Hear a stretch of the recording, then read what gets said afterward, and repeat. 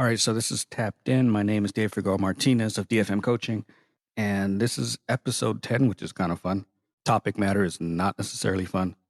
This one's going to be called Rolling with Grief, or the Danny episode. I recently had a coworker and friend of mine pass away. I think earlier this month, May 3rd, 4th. So it's kind of put me in a different headspace in the last couple of weeks, especially at work. It's been really tough, especially that first week. It was a lot of like rolling emotions and this roller coaster of I'm good, and then I'm not, and then coworker isn't good, and you're crying with coworkers, and you're trying to also get the job done, which does not stop. There were moments where I had to close my office door and just cry. There were times when I had a coworker come by and she checked in on me and she was like, "Are you okay?" And we both cried. I remember going to the office the very first time, which is the day after I found out. About halfway to work on the drive, it just broke down. So it's been a really weird couple of weeks. We had a memorial for him the week previous at work. His family came down. It was really well done, touching. And then they had the official funeral this past Wednesday. Today's May 24th.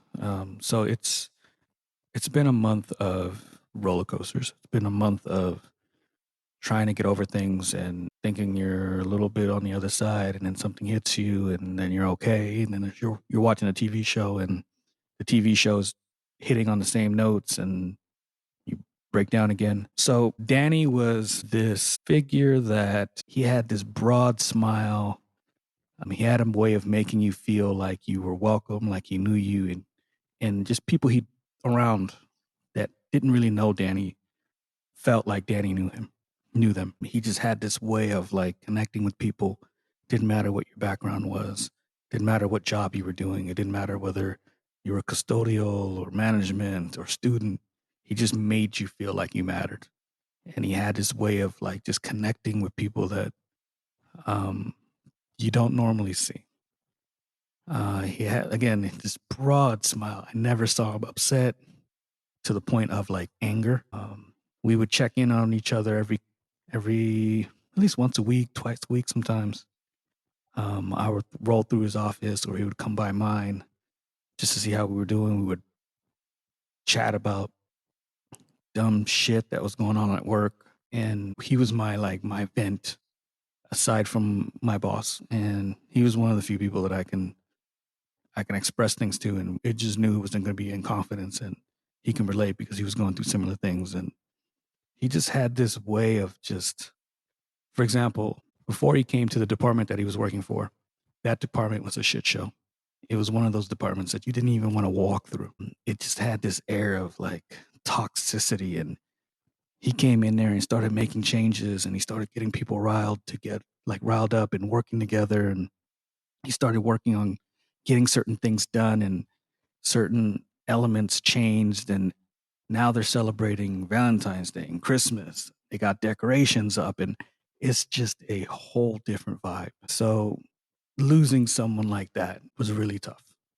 And it was hard to watch and to go through, and to watch my boss mourn because I was a friend of hers outside of work. So it was really, really, really difficult. Luckily for me, I had training. Training took my mind off of it in a sense. Every time I had to drive, it was not a good thing. I would get in my emotions and I would start thinking about things, and I'd get down. But the act of teaching, where I have to put something else or someone else first, was the big benefit. Allowed me a little bit of time of like a respite, a moment where I'm not thinking about anything else or anyone else. It's just I'm in the moment, and that's one of the things that I'm so thankful for when it comes to jiu-jitsu, that it allows me to be in the moment without any doubt or concern or whatever else might be going in my life. This is what I have to worry about. So my students in the teaching gave me these moments where it was like, okay, I'm cool. I don't have to think about it. I don't have to dwell. And then the drive back home sometimes was a little different. It was, so I was thankful for jiu-jitsu in that sense. I was thankful to have it. I was thankful to be able to roll. And not focus on the raw emotions of what his passing was and what it ended up being for me. It was with time, things got better, but I wasn't necessarily, I'm not a big social person anyway, but I was a little bit more withdrawn when it came to certain things. I had a student visiting and I just wasn't up for visiting. I wasn't there. And so I had to bow to that. And so this entire time has been really weird. I've tried to be upfront about it. I post, when people ask, I'm honest. I don't want to hide and feel like as a leader that I have to be at my best every time. And if someone asks me, "Hey, what's going on? How are you?" I'm genuine and I'm honest about it. And I say, "Hey, I'm going through XYZ. It's coming in waves. Some days I'm good, some days I'm not. Some moments within the day I'm good and some I'm not." And I tried to be as open about it so that everyone else around me, especially men, don't feel that they have to hide and bury it all and put it away somewhere and not let people know what they're feeling or what they're going through. I want people to understand that it's okay to feel it. It's okay to express it. It's okay to let it out. So I've been talking about it. I've put it in post. I've talked to friends about it. I've been very open. I have not hidden my emotions. I've cried at work a couple times. And I think that as I've gotten older, I've matured more in understanding what grief or emotion in general is supposed to be and what it is and what it's not. And the act of giving it its moment and allowing it to breathe has been a lot better for me because there was a moment in time when I was younger where it was like, lock that shit up. I'm not supposed to cry. I'm not supposed to show it. Lock it up. But I've been a lot better about it. But at the same time, it feels like it's hit harder. So I don't know if that's me being older, me being more aware of things. Because in my late 30s and 40s, my emotions are way different than they used to be. They're a lot rawer. It's almost as if I value life a bit more, and I don't like seeing people in pain. I don't like seeing people in anguish. All that bothers me and it triggers me emotionally. And then I want to fucking cry and they're crying. Like, so the older I've gotten, the more emotional I've become. And it's a different version of me that I'm trying to uphold and honor and give it space. In terms of leadership, since I kind of spoke to that, one of the things that I'm going to really take from Danny are the way that he led his people. And leading in the office sense or any sense, but in a job is much different than leading in a jiu-jitsu academy. They overlap, but they're not quite the same. You have a bunch of people that don't want to be there. They're there because they're getting paid. And you have to draw them in and have them work together and make them feel like you care, and you have to be genuine about it. And they have to feel like you trust them enough to do the job that needs to be done, and that you're going to hold them accountable, but at the same time be fair, and at the same time defend them when they need to be defended. And Danny, whether it was because he was a softball coach at one point, he just had this innate ability of just like making a team.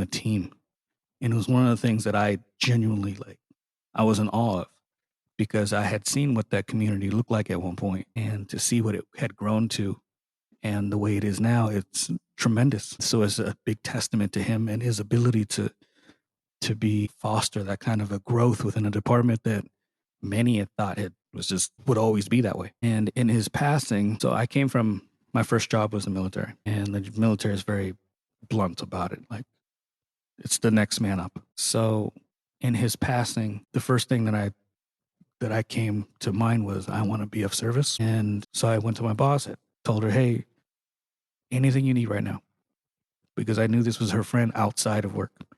"Anything you need right now, let me know."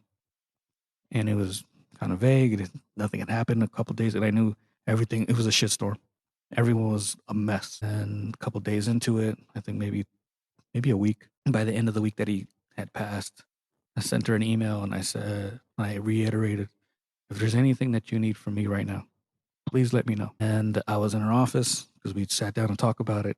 And I see that she's not like a chicken with her head cut off, but like she just had so much in the air. and there was so much shit going on, and she was getting distracted left and right. And we're in a meeting, whether it was countless emails that were now going to her because there was a leadership gap, or there were requests that were happening from the staff, or whatever it might be. And she was getting pulled in every direction just during this one meeting. And my process as a man that come from the military, your job then is to step in where you can. And I'm taking notes and I'm watching her and I'm seeing that she needs help. And I wrote down timekeeping. And then I wrote down this other thing, and she gets on the phone. She had to talk to someone real quick, and then she gets out the phone and she looks at me and she's like, "You know what I need you to do? Take timekeeping off my, please take it for the team, for the customer servicing. Please take it. It's one thing I can really get some help with." And I said, "Sorting on the list. What else?" And my approach with this was, Danny had put so much time and effort in molding and fostering the kind of community that he wanted in that department, that if there was anything that I can do for my friend's department, my friend had just died. If there was anything that I could do for that department, I wanted to do it. My boss and my mentor is mourning. If there's anything I could take off her plate so that she can kind of take a deep breath, I'll do it. And that's just one of the things that I valued about Danny, was like, he did the work that needed to be done, no matter how difficult it was, no matter how uphill it was. And trust me, a lot of the work he was doing, a lot of work that I'm doing is uphill, and you're just against it. And some days you feel like, fuck, what am I doing here? I'm not getting anywhere. How do I fix this? How do I do this? How do I do that? It's tough. But I think that if I'm going to take anything from Danny, it's going to be the way he touched people, the way he led. And I'm hoping that in this time that I'm trying to help, that it helps his team at least stay together in some way, and feel like people are looking after them, because it's not fun to lose anyone, but it's not fun to lose someone who was like in a leadership position that many of them looked up to, and many of them had looked to as a friend or a mentor or whatever. And it's a tough experience. And my hope is that I have been able to help foster or continue some of what he was doing in the meantime until they can get someone in there. But yeah, it just, I don't really have the right words for him. Hell of a man, hell of a leader. I'm genuinely going to miss him. I don't have a closing for this, so thank you for listening. Reach out to me if you have any questions about jiu-jitsu, whatever. I know this was a heavier topic, but I needed to get it out of there. Therapeutic for me. Thank you.